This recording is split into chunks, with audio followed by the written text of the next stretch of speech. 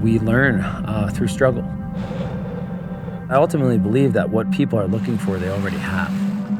I think we're here to awaken really wisdom that has become latent inside of them. It's one long continual conversation with who am I as a person?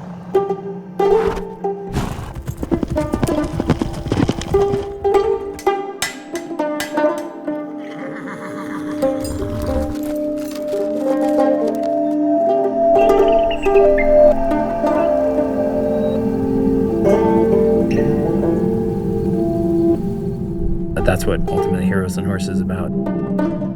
It's pioneering a new way in human development and help us discover ourselves that would ultimately bring us home for more.